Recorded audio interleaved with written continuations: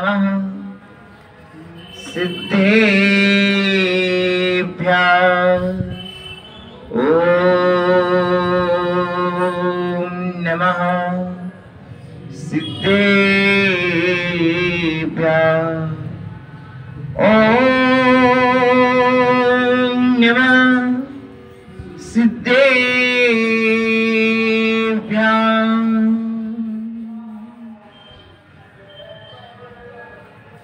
तमालिनीलै सदनुस्तदुर्गुणे प्रकेणि भीमा शनिवायु वृष्टिभिः बलाहि कैवैरिवसैरुपद्रुतो महामनायो न चचालियोक्ता महामनायो न चचालियोक्ता सा सत्यविद्या तपसां प्रणायका समग्रधीरो गृकुलाम्बुरस्मान् मया सदा पार्श्व जिना प्रणम्यते मया सदा पार्श्व जिना प्रणम्यते विलीने मिथ्या पथिदृष्टि प्रभुमा मया सदा पार्श्व जिना प्रणम्यते विलीने मिथ्या पथिदृष्टि प्रभुमा विलीने मिथ्या पथिदृष्टि प्रभुमा चेरिया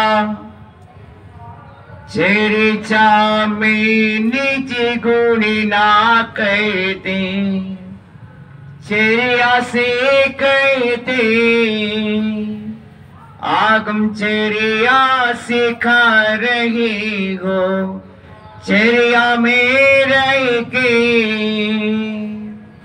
चर्चा में निजी गुणी ना कहते चरिया से कहते आगम चरिया सिखा रही हो चरिया में रह के निज गुण संसार पर निंदा से निज गुण संसार पर निंदा से दूरी दूरी तरे हो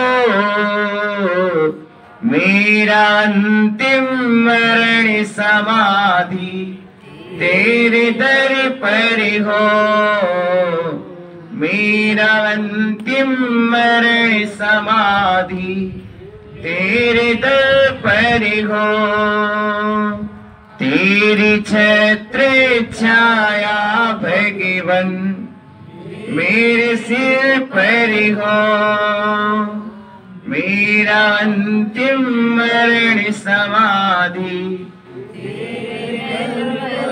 पावनिता दो प्रसन्नता दो और प्रसन्नता दो जीवन पथ में समता धारो ऐसी क्षमता दो वामानंदन काटो बंधन बंधन स्वीकारो हे चिंतामणि पारसी भावा हम सबको तारो हम सबको तारो।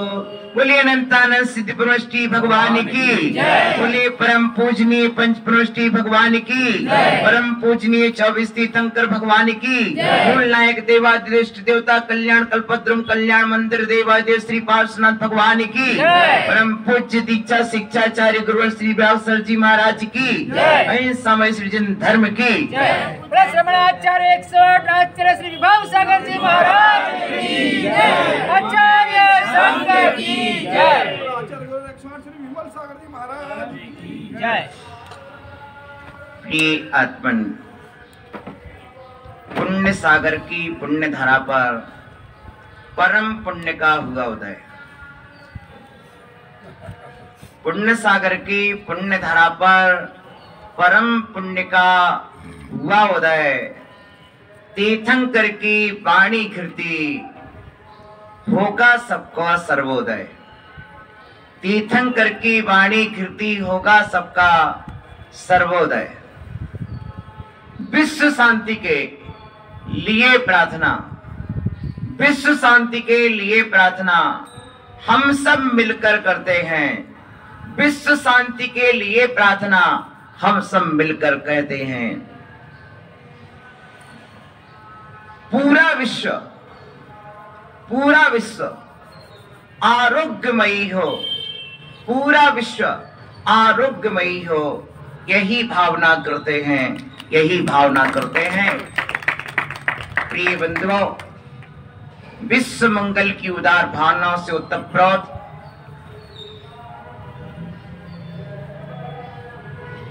जिन शासन के महारथी, जिन शासन के प्रवर्तक तीर्थंकर भगवान ने जो मार्ग दिया, गुरु ने वह मार्ग मुझे बताया। भगवान ने उपदेश देके दिया, गुरु ने चल के बताया। जो गणधर ने लिख करके बताया, वही मेरे गुरुवर ने करके बताया। पूर्वाचार्यों का उपकार है कि उन्होंने चिनागम में प्रकाशित किया, रात्रि भोजन नहीं करना चाहिए। उन्होंने कहा अहिंसा महाव्रत पालना चाहिए, सत्य बोलना चाहिए, लेकिन उन्होंने प्रैक्टिकल हमें नहीं दिखा पाया। वर्तमान के हमारे आचार्यों का उपकार पूर्वाचार्यों से अधिक है, क्योंकि पूर्वाचार्यों ने थ्योरी दी है और वर्तमान के आचार्यों ने प्रैक्टिकल दिया है। प्रिय बंधुओं, उपकार है कुंद कुंद का उन्होंने समय सार दिया, उपकार है कुंद कुंद का की मूलाचार दिया, लेकिन इससे भी महान उपकार हमारे अपने गुरु का है, जिन्होंने समय सार का प्रयोग और मूलाचार की प्रयोगशाला दी। प्रिय बंधुओं, आत्मानुभूति के शास्त्र तो अनेक हैं, लेकिन जीवंत शास्त्र मेरे लिए मेरे गुरु हैं।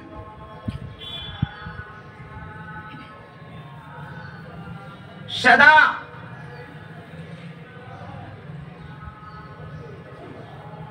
निंदाओं से दूर जितना रहते हैं, उतना ही अपनी प्रशंसा से भी दूर रहते हैं। दूसरों की प्रशंसा करने में कभी चूकते नहीं हैं और अपनी प्रशंसा भूलकर करते नहीं हैं। ये महान पुरुषों का गुण होता है। ऐसा कौन है जिसने जीवन में कोई महान काम ना किया हो? प्रत्येक इंसान कोई ना कोई महान शौर्य, पराक्रम, त्यागशीलता, दानशीलता, अध्ययनशीलता, कोई ना कोई महान कार्य किसी क्षेत्र में करता है। लेकिन इतना होने के बाद भी महापुरुष पराक्रम अपने मुख से नहीं कहते हैं।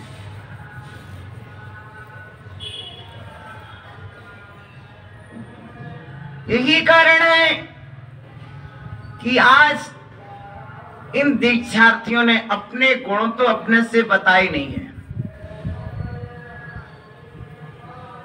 इतने वर्षों से संघ में समर्पण भाव से रह रहे, इनके समर्पण का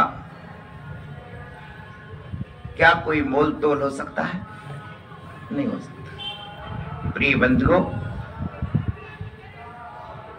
तुमने अपनाया है और उस अपनाने का फल है आज आप उन्नति के शिखर पर बढ़ रहे हो।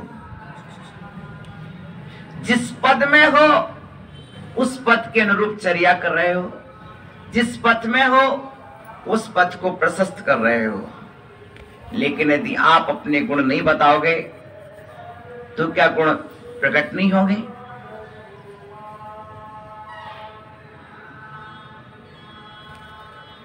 यदि सूर्य ये ना कहे कि मैं प्रकाश लेके आ रहा हूं तो क्या अपन को पता नहीं पड़ेगा? बोलो, सूर्य ने कब कहा कि मैं प्रकाश वाला हूं? लेकिन जब सूर्य उगता है तो सारी दुनिया बोल पड़ती है कि प्रकाश किसका है? सूर्य का है। सूरज अपने प्रकाश को नहीं कहता है, उसी तरह महापुरुष अपने गुणों को नहीं करते हैं। सज्जन अपने गुणों के कहने में भी हिचकते हैं, पर दूसरों की निंदा तो दूर की बात है। प्रिय बंधुओं, जो गुण मुझ में है मैं नहीं भी कहूंगा तो वो प्रकाशित हो जाएगा। सूर्य अपने प्रकाश को ना कहे, फूल अपने गंध को ना कहे, जल अपनी शीतलता को ना कहे,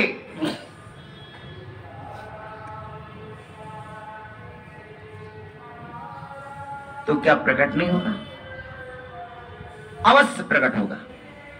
गुण छुपाए छुपते नहीं है, और अवगुण को गुण कहा जाए तो गुण हो नहीं जाता है।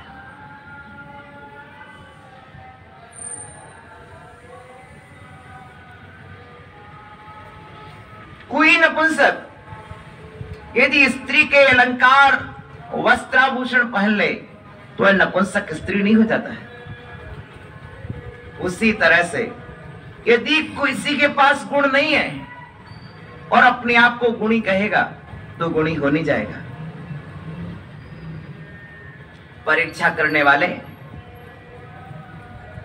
एक बार में परीक्षा कर लेते हैं कितना गुणवान है। प्रिय बंधुओं, आपके यहां चातुर्मास हुआ।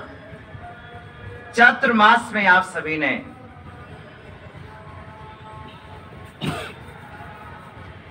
परीक्षा ली होगी, शिक्षा भी ली होगी। दीक्षा तो किसी ने नहीं ली है, मुझे मालूम है। लेकिन जब परीक्षा ले लेते हैं, शिक्षा ले लेते हैं, तब दीक्षा का नंबर आ जाता है। क्यों आ रहा था? ऐसा ही ना। पहले परीक्षा ले लेते हैं शिष्यगण भी, बोलते हैं पानी पीजिए, गुरु कीजिए। तो तुमने परीक्षा ले ली और हमने शिक्षा दे दी, तो फिर दीक्षा का नंबर कब आएगा? आचार्य कहते हैं मनुष्य में जो गुण असत हैं, नहीं है तो वे आ नहीं सकते, जो हैं वे जा नहीं सकते। तुम कहो या ना कहो, तुम्हारे कहने से कोई गुण मुझ में आ नहीं जाएगा, और जो गुण मुझ में है नहीं, जो है वो जाएगा नहीं, नहीं है वो आएगा नहीं। इसलिए दूसरों से प्रशंसा पाने की अभिलाषा पूज्य पुरुष नहीं रखते हैं।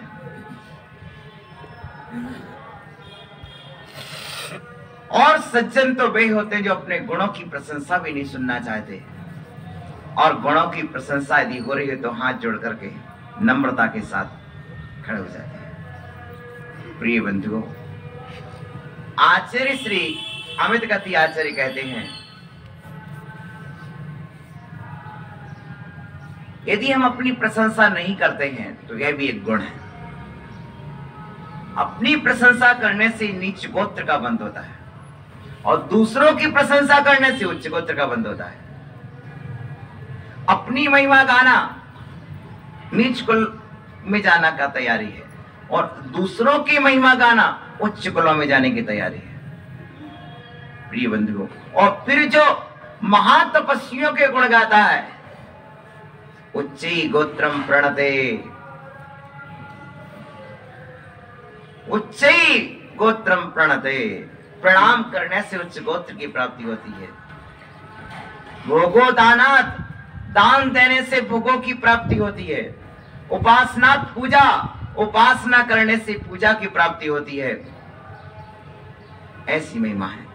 इसलिए प्रिय बंधुओं, स्तवनात् कीर्ति तपोनिधिषु, तपोनिधियों में कीर्ति करने से, स्तवन करने से कीर्ति की प्राप्ति होती है। जीवन में हम जितना स्तवन करेंगे उतनी कीर्ति हमें प्राप्त होती है। इसलिए जीवन में कभी भी स्तवन करने से डरना नहीं चाहिए। इसी तत्व को आचार्य भगवान कहते हैं, यदि मैं अपने गुणों को स्वयं कहने लगूं तो मेरे गुण नाश को प्राप्त हो जाएंगे। अपने गुण स्वयं नहीं बताए जाते हैं, समय समय पर प्रकाशित हो जाते हैं।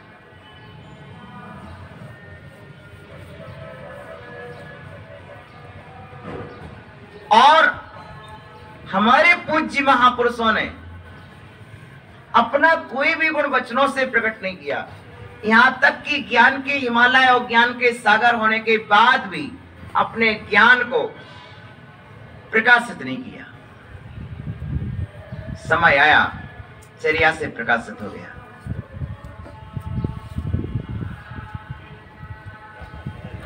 समय आएगा, चर्या से प्रकाशित हो जाएगा। कितना बच गया, ये मुझसे बोलने की जरूरत नहीं है। आपकी चर्या बता देगी इतना बच गया। यही कारण है कि लोग महापुरुषों की चर्या को देखकर अपनी घड़ी का टाइम मिलाते हैं। कुछ लोग ऐसे होते हैं जो घड़ी के अनुसार चलते हैं। कुछ लोग ऐसे होते हैं जो घड़ी के अनुसार चलते हैं, लेकिन महापुरुष वे होते हैं जिनके अनुसार घड़ी चलती है। अपनी चर्या में एक निष्ठ होते हैं, अपनी चर्या में इतने तल्लीन होते हैं कि निष्प्रमाद चर्या करते हैं, समय के पाबंद होते हैं। उनके पास समय का प्रबंधन होता है, समय का मैनेजमेंट होता है, और समय का प्रबंधन जो करता है वही समय सार को प्राप्त होता है। प्रिय बंधुओं, आचार्य कहते हैं, जो वचन से ना कहकर अपने आचरण से अपने गुण कहता है वह पुरुष संसार का सर्वश्रेष्ठ पुरुष होता है। वचन से नहीं कहना। आज आप साधुओं के प्रवचन क्यों सुनते हैं, जबकि वक्ताओं की कमी कहीं भी दिखाई नहीं देती है। आपके घर में दूरदर्शन आदि पर एक से एक वक्ता सामने उपस्थित है, लेकिन फिर भी दिगंबर श्रमणों के प्रवचन सुनते हैं। इसका एकमात्र संबंध है चर्या से, क्योंकि इनकी वचन वर्गणाओं में चर्या जुड़ी हुई है। इनके आत्मक प्रदेशों से निकले हुए ज्ञान के परमाणु चारित्र से मिश्रित होकर के निकलते हैं और प्रति समय पवित्र चर्या दूसरों को प्रभावित करती है। जिन्होंने लगातार 30 साल से एक टाइम भोजन किया हो, वो दूसरे को एक टाइम भोजन की भी सलाह देगा तो व्यक्ति मान लेगा।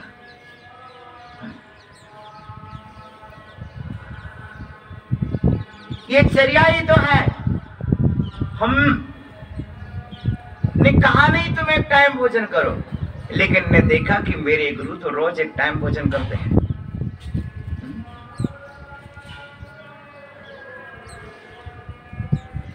मुझे भी करना चाहिए। करना शुरू कर दिया। मेरे गुरु 24 घंटे में एक बार पानी पीते हैं। इसकी चर्चा मैंने कभी संग में नहीं की, लेकिन इस चर्या को इन्होंने प्रैक्टिकल में देखा। प्रैक्टिकल में देखा गुरुदेव स्वाध्याय करते हैं। नहीं कहना पड़ा कि आराधना स्वाध्याय किया करो। नहीं कहना पड़ा कि सिद्धात्मा स्वाध्याय क्या करो। वो स्वयं देखते हैं कि जब गुरुजी की नींद खुल जाए तो लेटे नहीं रहते हैं, स्वाध्याय जागे और स्वाध्याय चालू। सोने के पहले तक जागने के बाद एक ही काज है, अर्थात स्वाध्याय में तत्परता। इसलिए सिद्धांत बनाया है।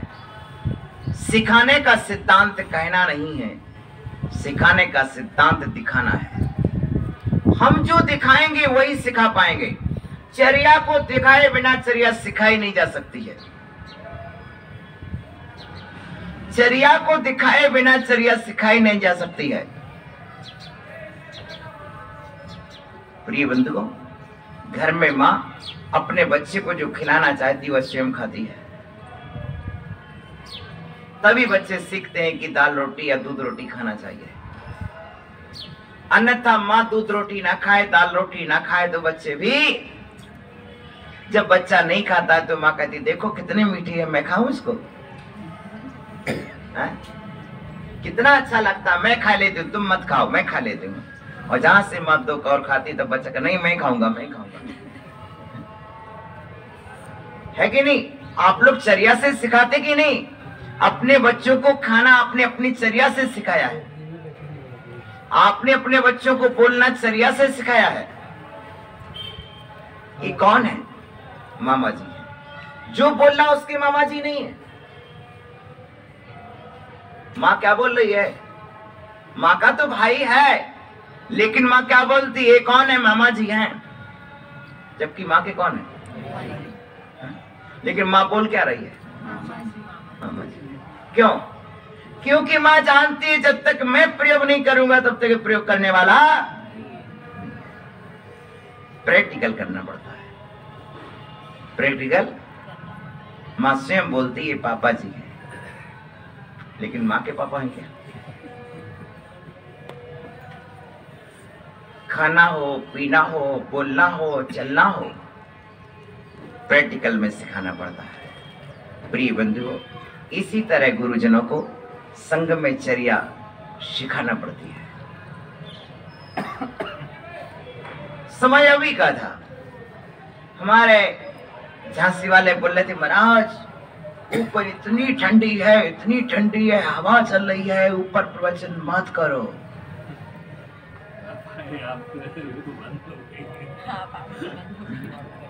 मैंने कहा भैया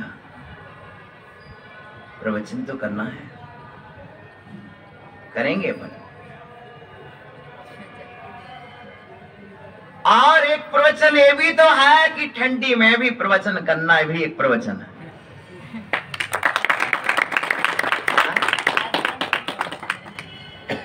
अर्थात ये परिसय सहन भी तो एक प्रवचन है। और मैं जानता हूं यदि तुम वहां बैठा देते तो सदा ही ठंडी लगती, और यहाँ बैठे तो कुछ समय के बाद हम भी उसी रूप ढल गए। या तो तू मेरे रूप ढल जा या मैं तेरे रूप ढलूं, लेकिन मैं तो। ये है प्रिय बंधु बाधाओं उत्सर्गों में समता का भाव धरना पड़ता है, तभी आगे की शिष्य परंपरा को चर्या सीखने मिलती है। अन्यथा आज तुम छिप करके बैठ जाओगे। आज 20 लोग हैं कमरे में प्रवचन कर सकते थे, लेकिन कभी 200 लोग हुए तो क्या करोगे? क्या प्रोग्राम कैंसिल करोगे?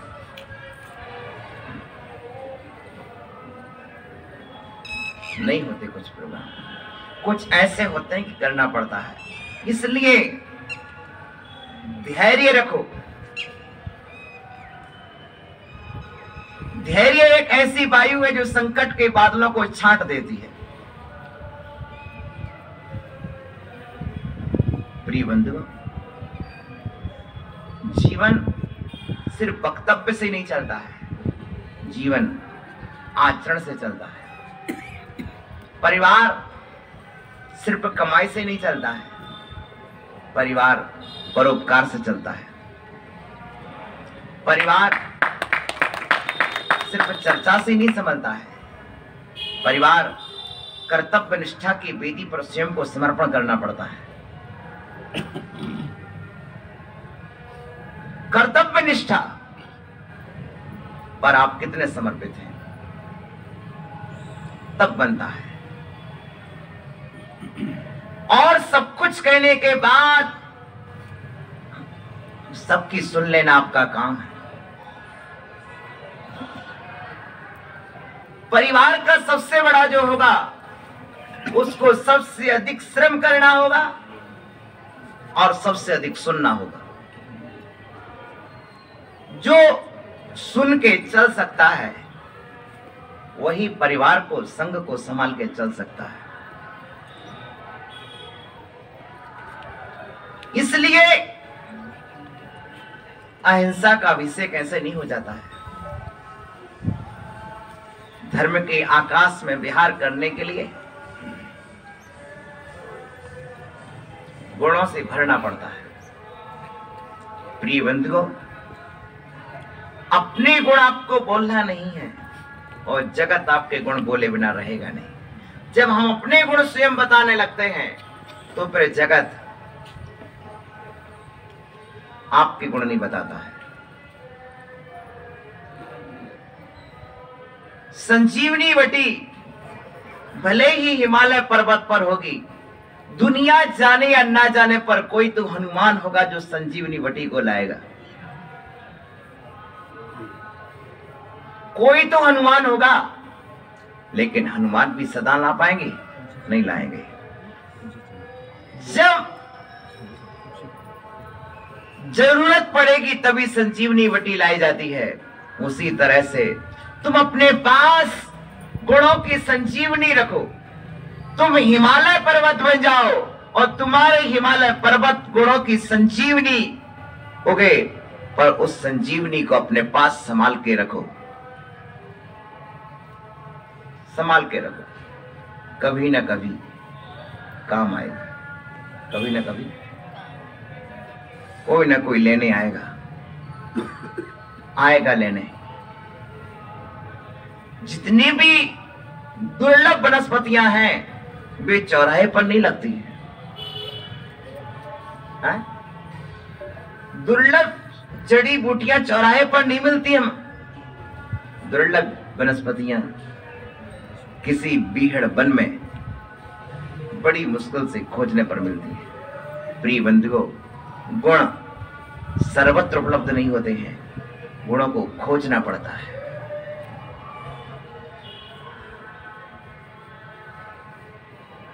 चाहे आप साधु के गुण देखो, चाहे मुझे आपके गुण देखना हो, पर खोजना तो पड़ता ही है।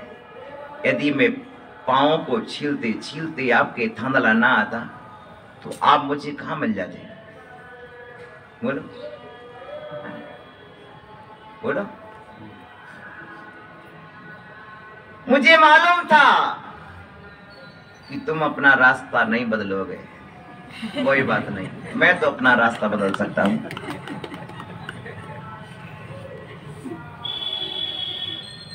और मुझे ये भी मालूम है यदि मैंने रास्ता बदला तो तुम रास्ता नहीं बदलोगे, पर तुम्हारा जीवन बदल जाएगा।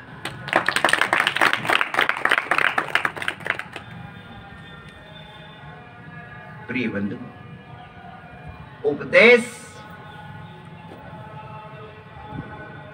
जीवन बदल देता है।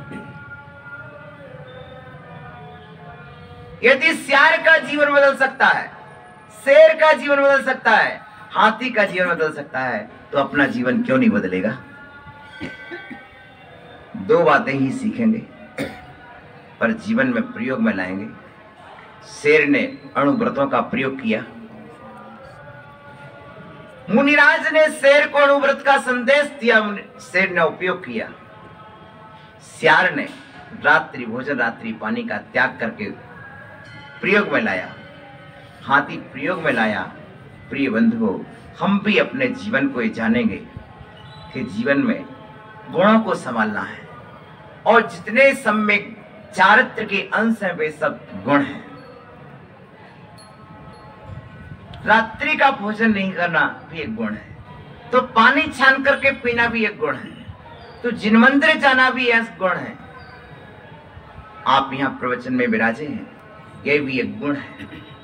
ये छोटा गुण नहीं है, बहुत बड़ा गुण है, बहुत बड़ा गुण है। यदि आप ठंडी का संकोच करके यहाँ नहीं आते तो मैं कहता हूं आज का धर्म सभा का चुकना एक दिन समोसण का चुकना हो जाता है। और धर्म सभा में आना समोसण में आने की तैयारी है।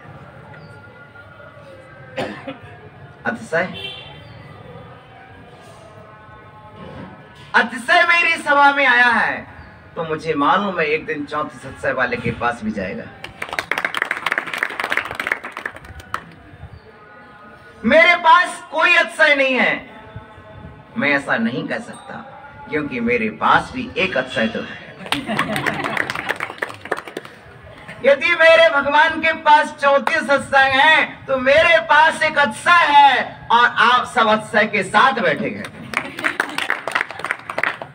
प्रिय बंधुओं, अपने जीवन को प्रकाशित करने के लिए हमें चाहिए कि अपने जीवन को असंयम से दूर रखो। पंच परमेष्ठियों की आसाधना मत करो, क्योंकि आसाधना तुरंत संसारी बना देती है। निंदा जहां होती है वहां आसाधना होती है, और प्रशंसा जहां होती है वहां आराधना होती है। क्या? गुणी जनों की प्रशंसा जहां होती है, शुद्धात्मा, वहां आराधना होती है। और जहां निंदा होती है गुणीजनों की, वहां आसाधना होती है। आसाधना से नीच गोत्र होता है, निगति होती है, और आराधना से उच्च गोत्र होता है। क्या होता है? अरहंत तो सिद्ध पद की प्राप्त होती है। इसलिए जीवन में आराधना करो, आसाधना नहीं करो। आचार्य कहते हैं जैसे व्याधिग्रस्त व्यक्ति सुखपूर्वक बैठ नहीं सकता, वैसे असंयम से मोक्ष हो नहीं सकता। किसी को असाध्य बीमारी हो जाए और उससे को बैठ जाओ भैया, बोलो, वो बैठ पाता क्या? उसी तरह असंयम से मोक्ष हो सकता क्या? नहीं हो सकता। देखो, चाहे आज चाहे कल, मोक्ष जाने का द्वार तो संयम ही है। नवी सिज्जई वत्तरो जिन शास्त्रे जैवी होय तित्तरो नग्गो ही मुख मग्गो से साव मग गया सब्बे। बहुत कुछ बात ना सही, पर थांदला वालों को विश्वास है कि पुण्य सागर जी महाराज ने दीक्षा लेकर के महान काम किया। विश्वास है कि नहीं? और जिस समय पुण्य सागर आगे बढ़े होंगे, तब पूरे थांदला वालों ने रोकने का भी प्रयास किया होगा। किया होगा कि नहीं? तुम्हारी असफलता का पुरस्कार उन्हें मिला है। तुम असफल हुए थे, तब वो सफल हुए हैं।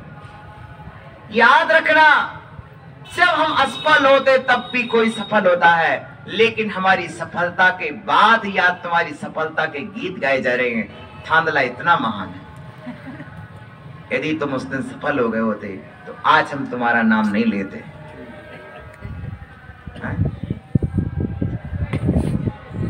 लोग पूछते आते हैं, भाई कौन है पुण्य सागर का परिवार, कौन है पुण्य सागर के घर वाले? अरे क्या बात है भैया, ऐसी महिमा होती है, ऐसी महिमा होती है। जीवन में बनो तो त्यागी, बनो तो व्रती, बनो व्रती, बनो त्यागी। स्वर्ग का साम्राज्य तुम्हारे लिए पुकारता है।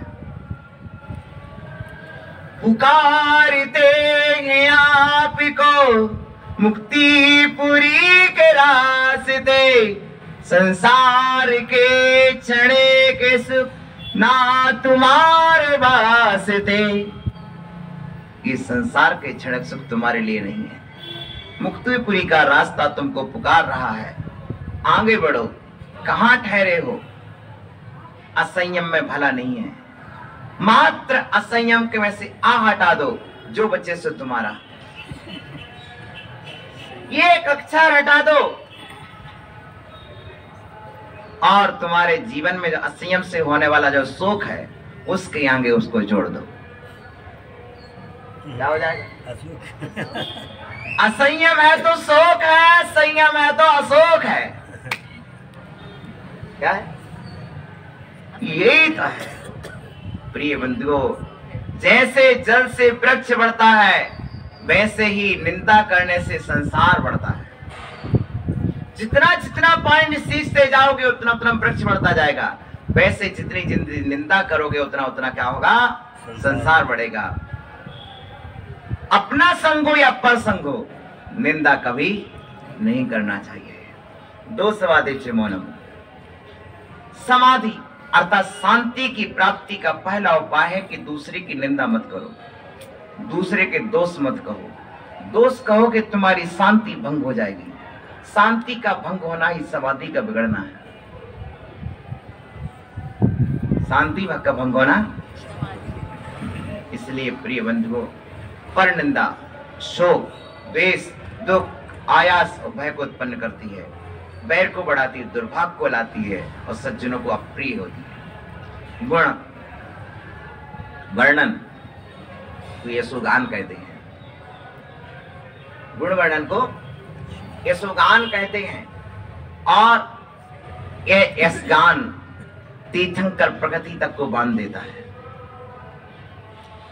तीर्थंकर प्रगति भी बांध देता है, अर्थात तीन लोक में सर्वोत्कृष्ट पद तीर्थंकर होता है। और हम आराधना तो साधु की करते हैं और बनते तीर्थंकर हैं। पूजा तो साधु की करते हैं पर हम स्वयं तीर्थंकर बनने की क्षमता पा लेते हैं। इसलिए प्रिय बंधुओं, अपने जीवन में हमेशा पूज्यों की गुण आराधना करना चाहिए। पूज्यों की गुण आराधना करने से परिचय अपने गुणों से होता है, वो अपने गुण अपने भीतर में प्रकट होते हैं। आचार्य कहते हैं, जो मनुष्य पर की निंदा करके अपने को गुण मानता है, दूसरों को कड़वी औषधि का पान कर लेने पर अपनी निरोगता चाहता है। क्या दूसरे को औषधि पिलाने से तुम निरोग हो जाओगे? नहीं हो सकते। दूसरे के दुर्गुण कहने से तुम महान हो जाओगे? क्या दूसरे के जल के स्थान को तलैया कहने से, तालाब कह देने से तुम्हारा घर का कुआं सागर हो जाएगा? नहीं होगा। प्रिय बंधुओं, इसलिए अपने जीवन में यह हमेशा ध्यान रखना चाहिए कि गुणस्तो कम सदुल्लंघे तद बहुते कथा स्तुति आनंत्याति गुणा वसु मसक्यास्तो ईसा कथम। क्या करना? स्तोक गुण भी है, थोड़े गुण भी हैं, लेकिन उनको बहुत कहना चाहिए कि आप बहुत गुणवान हैं, बहुत गुणवान है।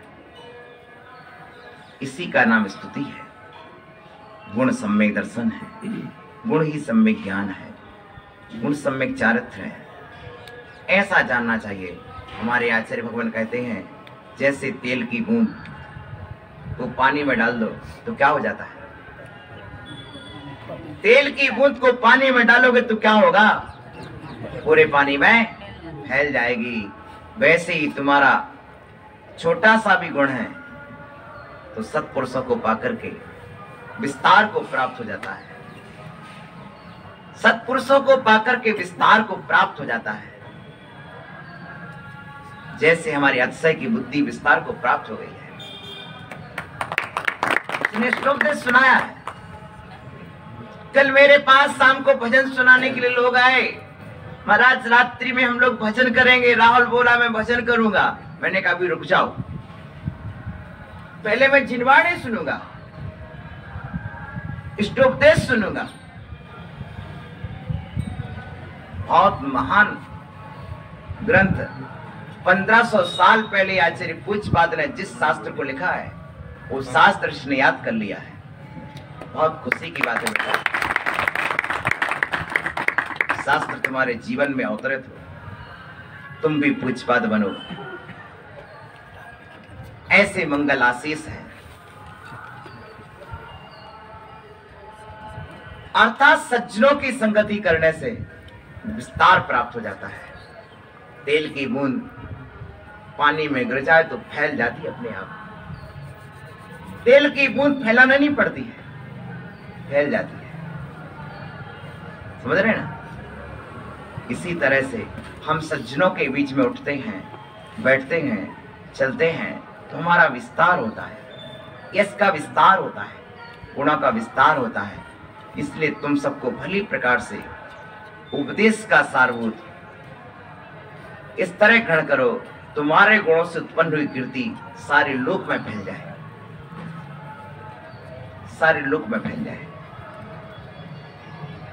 ये झंडा बुला रहा है, आओ आओ। वो झंडे के पास जो हम आती, झंडे के डंडे तक नहीं रहती है।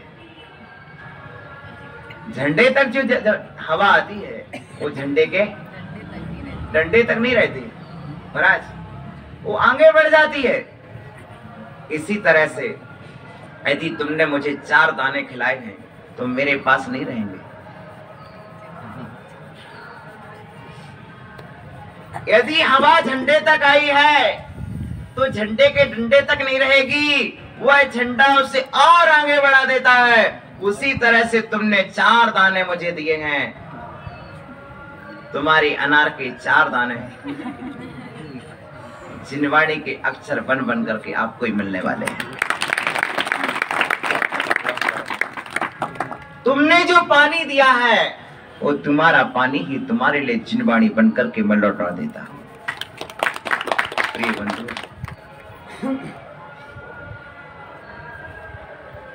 तुम एक हल्दी की गांठ डालते हो खेत में, हल्दी तुम्हारे लिए खेत कितना दे देता है। तुम गन्ना की एक गांठ डालते हो जो तुम्हारे काम की नहीं है? जो गन्ना तुम्हारे काम का नहीं है, ऐसे गन्ने की एक पोड़ खेत में डाल देते हो और वह खेत तुम्हारे लौटा के तुमसे ऊंचा गन्ना तुम्हें प्रदान कर देता है कि नहीं? बोलो। तुमने अपने खेत को जो दिया है, गेहूं का 1 दाना डाला, गेहूं ने तुम्हारे लिए 100 दाने दिए। तुमने एक बीज बोया था लौकी का, 1 ग्राम बीज बोया और उसने तुम्हारे लिए 25 किलो लौटा के दिया। जब खेत लौटाना जानता है तो क्या हम लौटाना नहीं जानते हैं? है? तुम लोग जानते लौटाना कि नहीं? ईमानदार हो कि नहीं हो?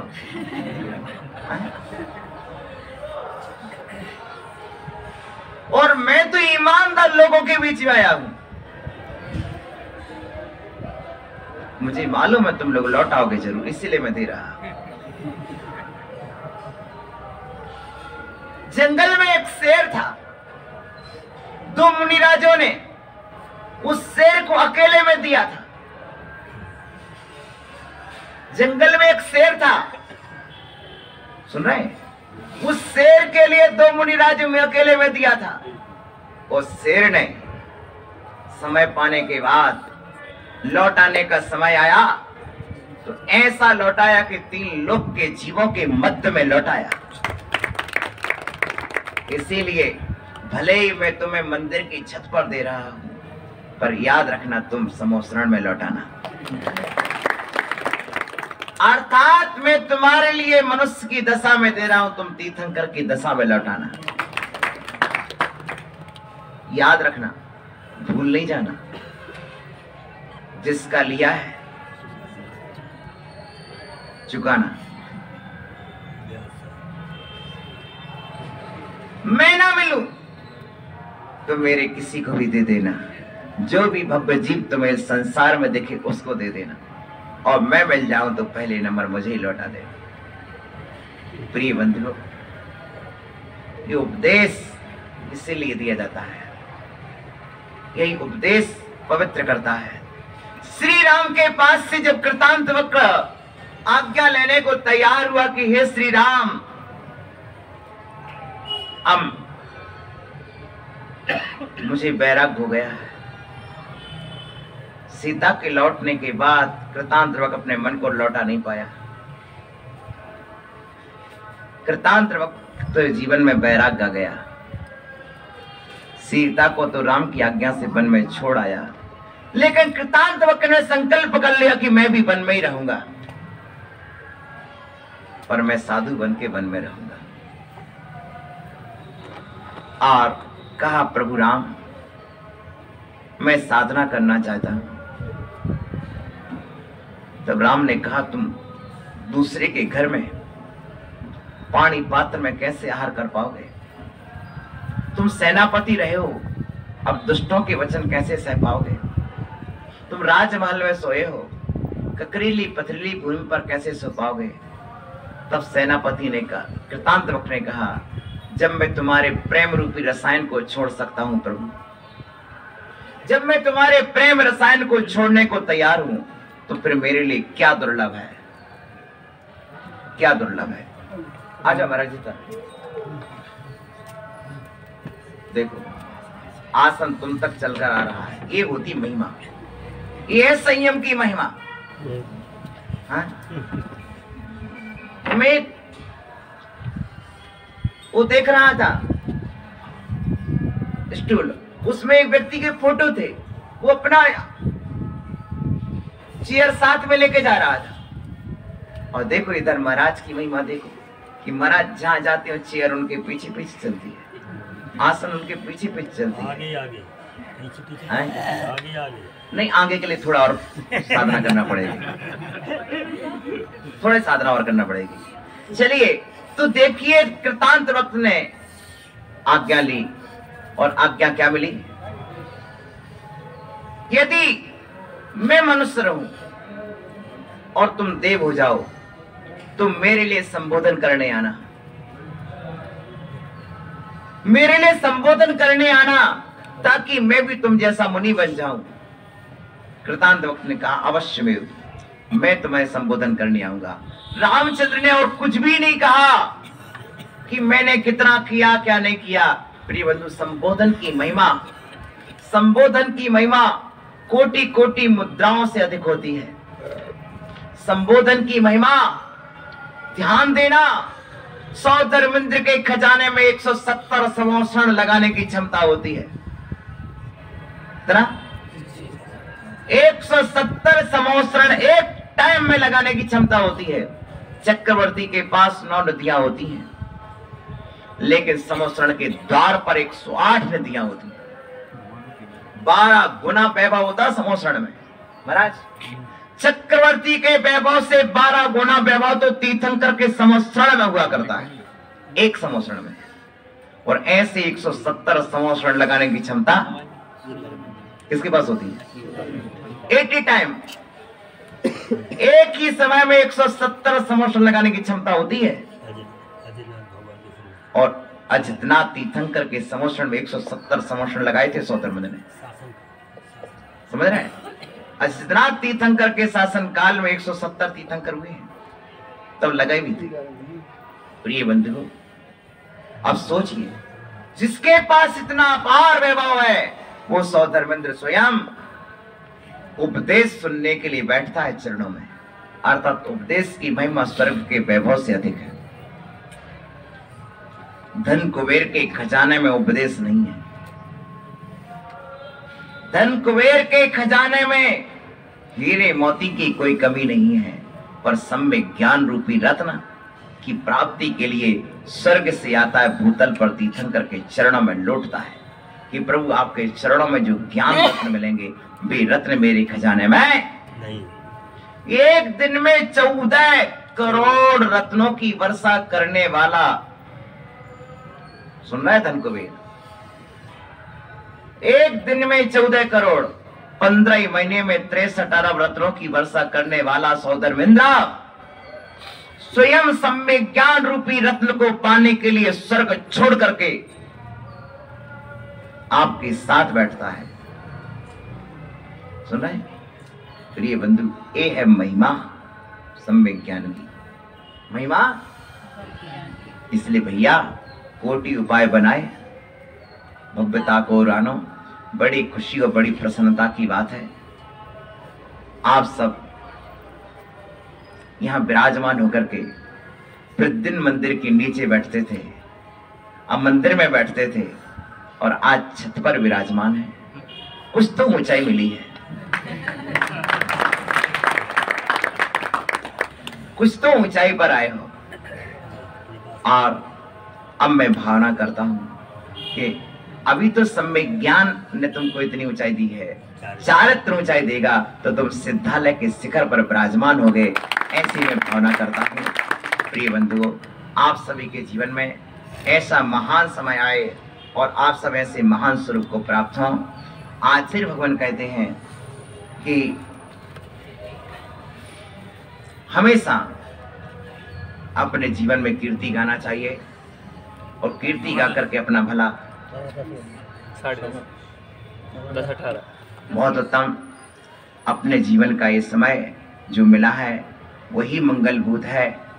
हे पूज्य गुरुवर, आपने हमारे लिए जो उपदेश दिया है वह मंगलभूत है, श्रेष्ठ है, हमें स्वीकार है। इस तरह से हम आपके उपदेश को स्वीकार करते हैं और संतुष्ट होते हैं। आज मेरे जीवन की पुण्य घड़ी आई है। मेरे प्रेम के आंसू तुम्हारे प्रवचन का सम्मान करते हैं। मेरे हर्ष के आंसू तुम्हारे आगमन का स्वागत करते हैं। मेरे तन के रोमांच आपके दर्शन का अभिनंदन करते हैं। इसलिए हे परम पूज्य गुरुवर, इसी तरह से श्रवण संघ पंचम काल में तीर्थंकर के समोसरण का प्रतिरूप यह श्रवणों का संघ हमारी भूमि पर आता रहे और हम सब समोसरण के साथ विहार करते हुए प्रवचन सुनते हुए लाभान्वित होंगे और कभी विदेश क्षेत्र भी पहुंचेंगे, वहां देखेंगे तम इदम समोसरणम, वह ए समोसरण है। प्रिय बंधुओं, जिनको समोसरण देखना हो उनको धर्म सभा जरूर देखनी चाहिए। जिन्हें तीर्थंकर का प्रवचन दिव्य ध्वनि सुनना हो उन्हें गुरु का उपदेश जरूर सुनना चाहिए, तब अपने जीवन का भला होता है। आप सभी के लिए मेरे मंगल मंगल आशीष। ओम नमः शिवाय, ओम नमः शिवाय। आज संघ में शुद्धात्म सागर सिद्धात्म सागर आराधना श्री माता जी का दीक्षा दिवस है। ये सभी त्यागीगण बहुत ही महान हैं, निरंतर आत्म साधना में सजग रहते हैं, बड़े सरल परिणाम जीव हैं। इनका समोसरण, इनका समर्पण ही इनके समोसरण का कारण बनेगा। आज समर्पण संघ में लाया है, यही समर्पण आपको तीर्थंकर के समोसरण में भी ले जाएगा। ऐसी मंगल भावनाओं के साथ सभी साधकों के लिए मेरा मंगल मंगल आशीर्वाद। ओम नमः शिवाय।